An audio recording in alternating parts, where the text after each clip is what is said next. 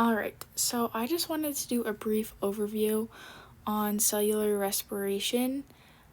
This will mostly just be on like the biology aspect of it and sort of what's happening here.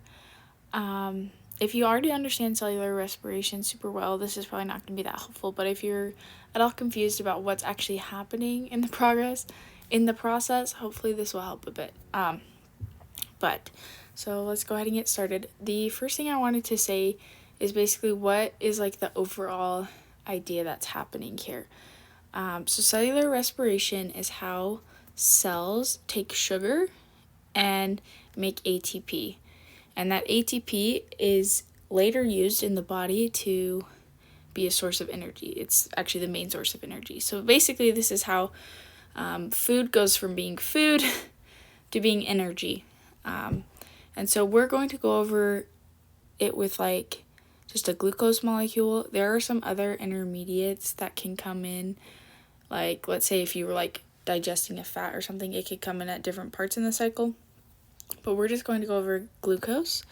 And I believe as of right now, that's the only one you're responsible for. So the first thing if you are looking at this diagram, I split it into a couple different sections based on color.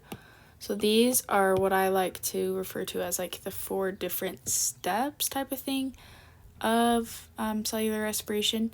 So I just kind of highlighted it so hopefully you can see it a little bit easier. So basically the overall gist is you have the first step is glycolysis. Then there's this optional step that only happens if there's not enough oxygen in the cells. So we'll talk about that a little bit. But in general, after glycolysis, you go straight to what they call pyruvate processing. From there, you enter the citric acid cycle, and then finally you have the electron transport chain. And so those are the 4 big steps. So I'll just kind of go over them. I added some like additional information on here that may help you.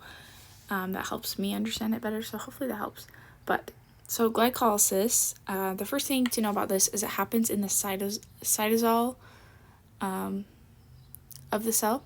I feel like I spelled that wrong, cytosol. Sorry about that. So this is like in the cytoplasm. And basically the overall idea of what is happening here is you're going to have a glucose molecule, which each have 6 carbons, right? Like there's 6 carbons in a glucose molecule. And it is going to split into a pyruvate, into 2 pyruvates, and each of those pyruvates will have 3 carbons. So we are going to be going over the mechanism in class of all these intermediate steps, but this is just for the overall view. But there are 10 reactions that happen within glycolysis, and on this diagram, whoopsies. On this diagram, those are just indicated by an arrow. So each of these arrows, it represents a reaction. So you have 2 different groupings. You have the first 5 steps, which are known as phase 1, and then you have the second 5 steps, which are known as phase 2. So basically you have, and the reason it has those 2 different names is because in the first phase, you just have 1 6-carbon molecule, and then in phase 2 it's already split in half, and then it's just further changing until it becomes pyruvate, if that makes sense. So we'll talk in class more about what happens in each of these steps, but just understand in phase 1 there's a bunch of reactions, and then after the 5th step you're going to get 2 different 3-carbon molecules split from that 1 6-carbon glucose, and then in phase 2 you're going to have some ATP come off. However, it is important to note that you need ATP in order to make ATP, in order for glycolysis to happen. So I'm not explaining this super well, but basically I wrote it right here. So as a bit of a summary of what happens in glycolysis, these on the left are all the things that go in, and these are the things that come out. So you have glucose goes in, it's a 6-carbon molecule, and it becomes 2 different pyruvate molecules that are each 3 carbons, right? Then you have 2 ATP invested. So in order for this process to happen, you have to use 2 ATP molecules. and in return you make 4 ATP molecules. So for each glucose molecule, it's a net gain of 2 ATP, if that makes sense. You also will have 2 NAD pluses, which become 2 NADH. Those will come in handy later on when we get to the electron transport chain. But basically, the point of this whole cycle is to make these products, the pyruvate, the ATP, and the NADH. Those are all going to be important later in the cycle. Although this does make ATP, it's not a very effective way to make ATP. So the main reason we do this process isn't to make those 2 ATP. That's kind of just like a happy coincidence. The main reason we actually do it is to make the pyruvate and the NADH, because those will allow us to make a lot more ATP later. So those will be like way better investments, if that makes sense. So, and this right here, this molecule is like the first, I believe the first 3 carbon molecule it becomes, right? So it goes from glucose to this molecule in the first phase, and then in the second phase, it's going to get all the way to this pyruvate. So once glycolysis happens, you're going to have 2 of these, so you'll have times 2 of all of these, right? You still have 6 carbons. If there is not enough, so all of these processes, besides glycolysis, so like these 3 processes, all of these require oxygen in order for them to happen. Glycolysis, however, is anaerobic, which means it can happen without oxygen. So like, for example, or without enough oxygen. Let's say you are running and you're not super cardiovascularly fit, and you're not getting enough oxygen. You know, you're breathing in really hard, but you're not getting enough to actually effectively do all these processes with the amount of energy you're burning. In that case, you might have some pyruvates go through what's called this thing right here that says anaerobic conditions. So in anaerobic conditions, this pyruvate is going to be converted into lactic acid. And that's because, well, I actually have a explanation of it on a different slide. But basically, long story short, is if this process, if glycolysis keeps happening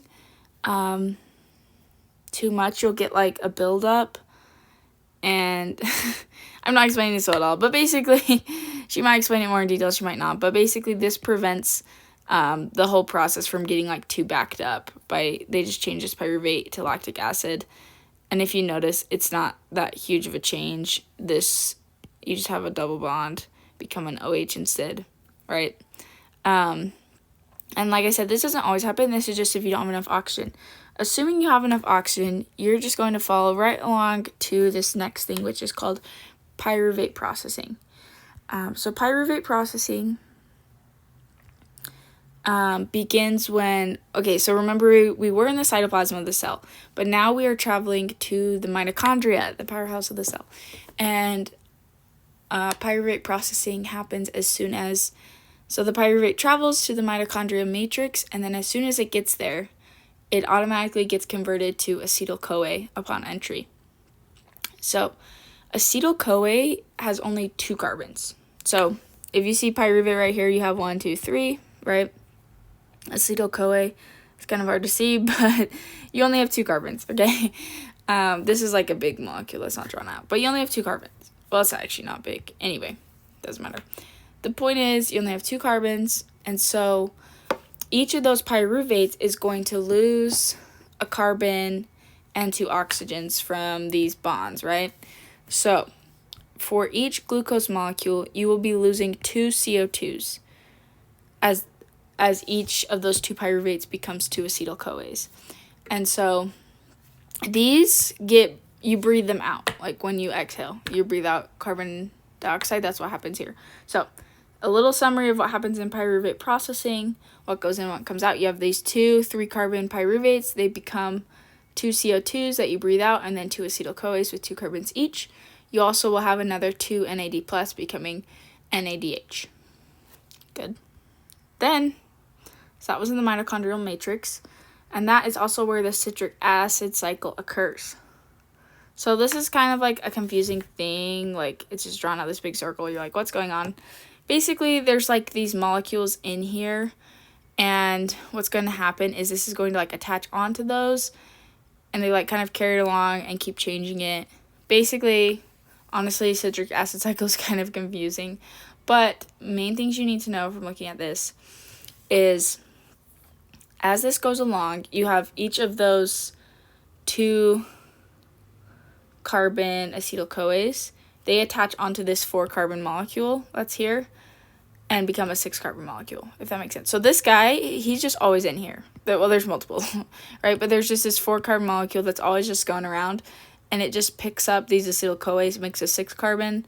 Then what's going to happen is, one at a time, you will release 2 different carbons from each of those, because remember, the acetyl-CoA is 2 carbons, and so both of those carbons that were originally like from the acetyl-CoA are going to get released and become CO2s. So for each acetyl-CoA, you'll release 2 CO2s. So that would be 4 CO2s per original glucose molecule. And so that happens. So basically, at this point, when you're to this point in the cycle, once those 2 CO2s, get released, you don't have anything left of your original glucose molecule. Like, you have breathed out like all the carbons and oxygens from your original glucose molecule. So that's fun once the cycle ends. But another important thing is you make a little bit of ATP here, but not that much. So, summary of what goes in and comes out, you're going to have 2 acetyl-CoAs that become 4 CO2s. So remember, each acetyl-CoA is 2 carbons.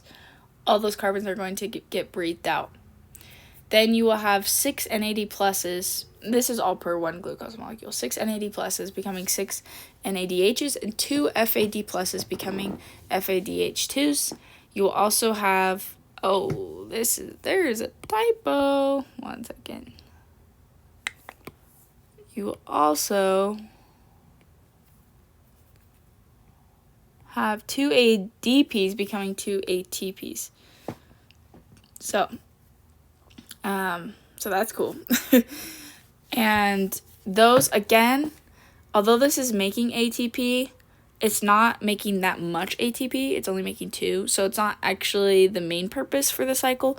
The main purpose for the cycle is to make these things, because these are going to allow us to make a crap ton of ATP in the electron transport cycle. So we are then going to move to the electron transport chain. Did I say electron transport cycle? Electron transport chain, which happens in the inner membrane space. However, follow these guys. So we have 2 FADH2s that were made. We also have 6 NADHs that were made in this cycle, but going back, we also had 2 that were made right here, as well as 2 that were made over here in glycolysis, right? So that's a total of 10. So that's how many, and like you can see right here, this is about that, but that's how many NADHs are going to go in, and then only 2 FADH2s. So basically what happens with these molecules is there is this space, this inner membrane space, and what's going to happen is the electrons from these molecules are going to go in this space, like right here, and they're going to create what's called an electrochemical gradient. So basically, if you're thinking like magnets, so imagine like you have like all these like negative magnets right here, and then you have all these positive magnets. Those are going to create like a pull towards each other, right? And basically what happens is that pull that is created from those positive and negative charges is going to spin this, I think this is what she drew here. It's going to spin this little, I don't know if this is an accurate way to think about, but I think of it as like a revolving door, like at like a mall or something.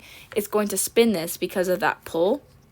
And when it spins that, it's going to take all these ADPs and all these inorganic phosphates, and it's going to smash them together to become ATP. And so for each glucose molecule, And so for each 10 NADHs and 2 FADH2s that came from those glucose molecules, because remember, all the carbon, we already breathed it out. We're just talking about these products. That's how we're making this electrochemical gradient. Those will push those together for each glucose molecule's worth of NADH and FADH2. You'll make about 28 ATP. Technically, it can, like, if everything worked perfectly, it could be slightly more than that. It could be like, I think they say 30 to 34. However, most of the time, in reality, you're going to get about 28 ATP. So that's the number you need to know, 28. So a little quick summary of what goes on in the electron transport chain. Again, you have the electrons from these NADH and these FADH2s that are going to be used to spin that ATP symporter thingy. I think that's what it's called. ATP synthase. I don't really remember, but they're going to spin this thing, and that is going to allow you to make 28 ATP. However, after this happens, you have a bunch of, electrons chilling. Technically, those are free radicals, which is bad. If they just stayed there forever, it would kill the cell. It would be really bad. And so your body's like, yo, we can't just leave those there. So what it does is it uses oxygen that you breathe in, so O2 gas, and it uses that oxygen to pick up those electrons and some H pluses, because there's all just H pluses chilling. I don't know. But it's going to pick those up and turn them into water. So your body is actually going to be making water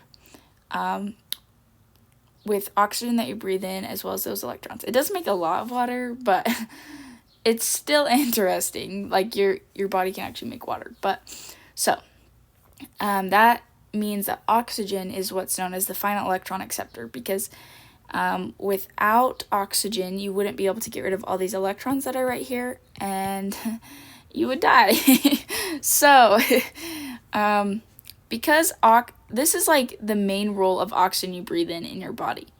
And so, the reason so if we're talking about aerobic conditions and anaerobic conditions, aerobic is when you have oxygen, anaerobic is when you don't have oxygen.